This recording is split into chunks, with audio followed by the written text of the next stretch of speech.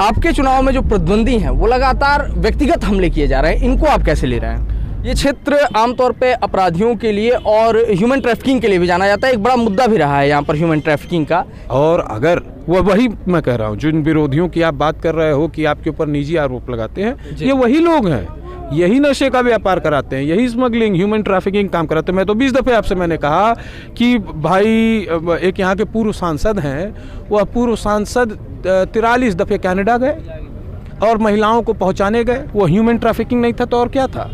निषाद हैं तो भोजन भरी थाली दे देंगे, ऐसा नहीं है। इससे पहले भी निषाद पार्टी चुनाव लड़ी थी, 5000 वोट पाई। इससे पहले भी अखिलेश यादव चुनाव लड़े थे, 47,000 वोट पाए, 90,000 अमनमणि पाया था। केवल और केवल इलाज के लिए कोई 5 लाख, 3 लाख, 2 लाख, 50,000, 25,000, 7.5 करोड़ रुपए नौतनवा की जनता के लिए, उनके बेटे, उनके भाई ने उनके इलाज के लिए दिलाया।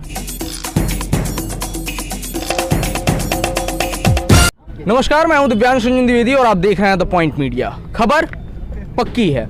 उत्तर प्रदेश विधानसभा चुनाव की कवरेज में इस वक्त हम मौजूद हैं उत्तर प्रदेश के महाराजगंज जिले के अंतर्गत आने वाली 316 विधानसभा नौतनवा में, और हमारे साथ हमसे बातचीत करने के लिए हमारे दाहिनी तरफ मौजूद हैं यहाँ के वर्तमान विधायक और पहले निर्दलीय थे, वर्तमान में बहुजन समाज पार्टी से प्रत्याशी हुए हैं, श्री अमनमणि त्रिपाठी जी। हम स्वागत करते हैं त्रिपाठी जी आपका द पॉइंट मीडिया पर। Thank you so much. तैयारी कैसे चल रही है? अच्छी चल रही है, आपने देखा भी होगा। नहीं, वो तो हमने देखा, काफ़ी भीड़ है आपके पास।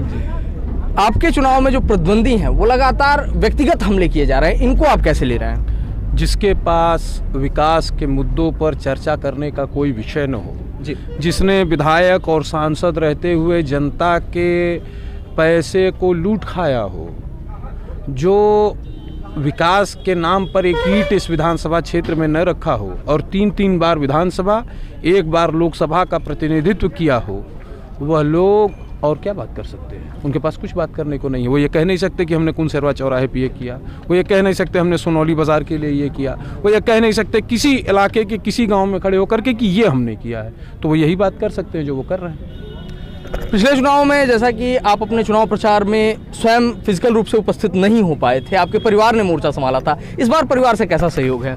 हमारी दोनों बहनें किसी न किसी क्षेत्र में प्रतिदिन जनसंपर्क कर रही हैं। हमारी वाइफ प्रतिदिन जनसंपर्क कर रही हैं। हमारे भाई, दोनों भाई हमारे जनसंपर्क कर रहे हैं। हमारे चाचा और भी परिवार के जो सदस्य हैं वो जगह जगहों पे जनसंपर्क करके जनता को ये विश्वास दिला रहे हैं कि हम ने ही आपका काम किया है, हम ही आपका काम करेंगे। जनता का भी पूरा जनसमर्थन हमारे साथ है कि वाकई अगर विकास के मुद्दे पे बात की जाए तो हमने और हमारे पिताजी ने ही यहाँ काम किया और किसी ने पूछा भी नहीं, हाल चाल भी नहीं जानने की कोशिश की। अब हम विधायक हैं, आप शिवम जी हैं, यहाँ के अध्यक्ष हैं, आपके पिता स्वर्गीय सुधीर त्रिपाठी जी ने गली गली इंटरलॉकिंग कराई और जितना पैसा उन्होंने कहा सरकार शासन से हम लोगों ने ले आके दिया और व्यवस्था उसकी की।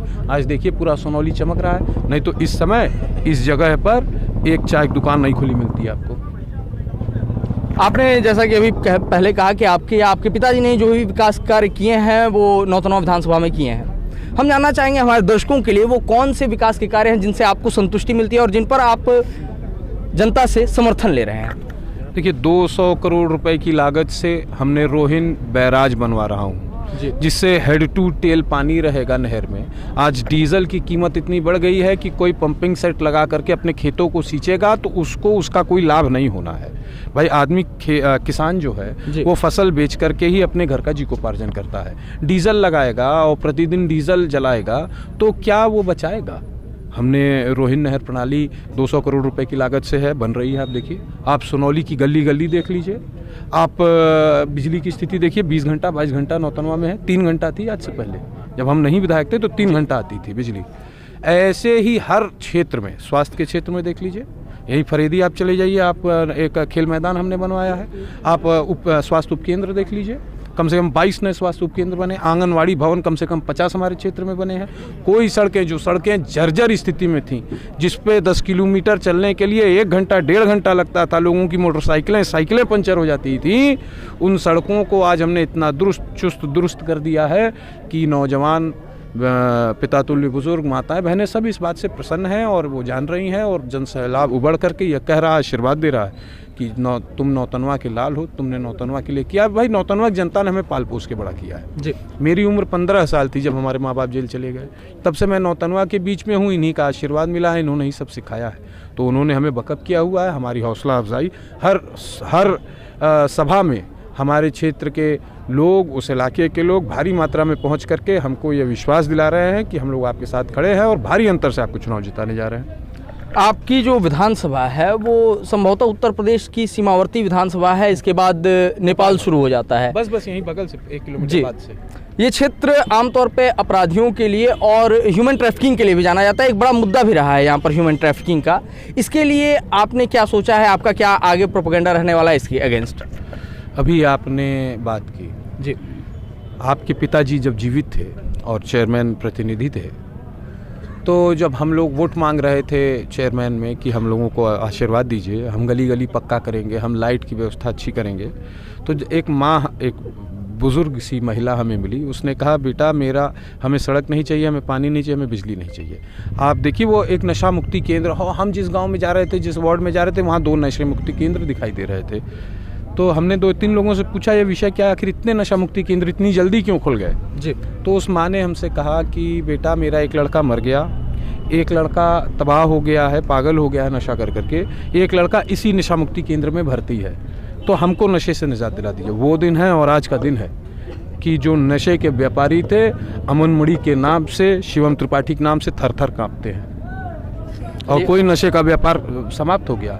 यहाँ पे जो गुंडा राज था, यहीं पे बगल में एक छावनी है, वहाँ में इतना मन बढ़ाई थी कि किसी को भी मार पीट दिया जाता था। मैंने इस विषय को विधानसभा में उठाया, सरकार के समक्ष उठाया, 100 बेर उठाया, इतना छापे पड़े, इतने छापे पड़े, और जितने क्रिमिनल्स थे, जो हिस्ट्री शीटर्स थे, जो वांटेड अपराधी थे, 25-25 हज़ार के इनामी थे, उनको पकड़ करके गिरफ्तार करके जेल भेजा गया। तब से सोनौली आज चैन की सांस ले रहा। अच्छा, जब इतनी बड़ी व्यापक रूप से आपने कार्रवाई करवाई, तो कभी आपको ऐसा नहीं लगा कि वो लोग आपको नुकसान पहुंचा सकते हैं या आपकी छवि खराब हो सकती है? ऐसा कुछ? छवि क्यों खराब होगी? एक माँ की आवाज़ निकली और उसको हमने पूरा करके दिखा देने का काम किया।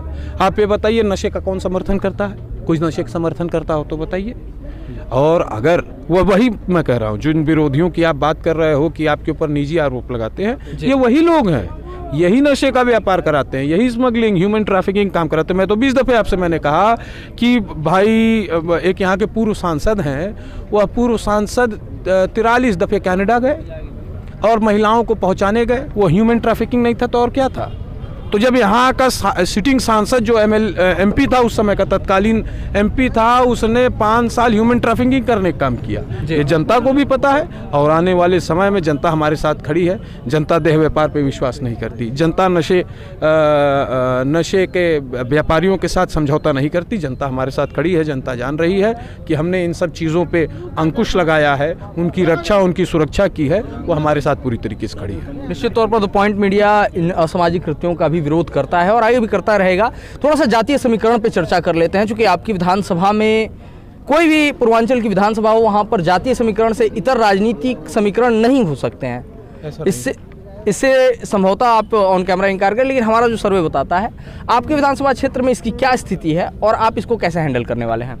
मैं फिर आपसे कह रहा हूँ, जात धर्म सांप्रदाय की राजनीति हमने, हमारे परिवार ने कभी नहीं की। हमने विकास के मुद्दे पर हरदम बात की है। आप ऐसा तो है नहीं यहाँ पे यादव हैं तो सब यादव अखिलेश यादव जी को वोट देंगे? नहीं, बिल्कुल। अरे भाई, उनके सुख दुख में जब अमन मणि खड़ा रहता है तो अमन मणि के साथ खड़े हैं। निषाद हैं तो भोजन भरी थाली दे देंगे, ऐसा नहीं है। इससे पहले भी निषाद पार्टी चुनाव लड़ी थी, 5000 वोट पाई। इससे पहले भी अखिलेश यादव चुनाव लड़े थे, 47,000 वोट पाए, 90,000 अमन मणि पाया था।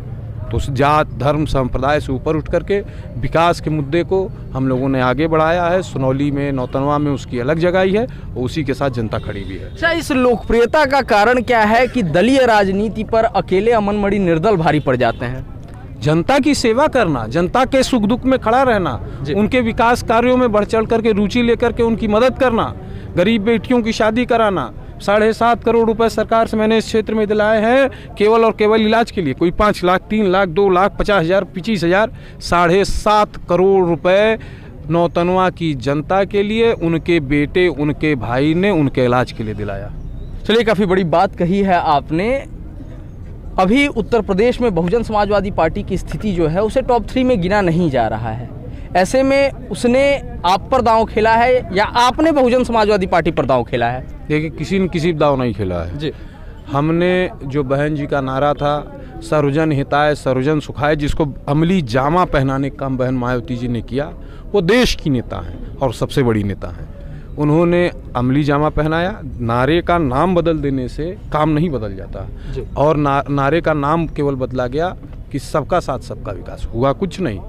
सर्वजन हिताय सर्वजन सुखाय के नारे को बहन मायावती जी ने दिया था और उसको अमली जामा पहनाने का काम किया है।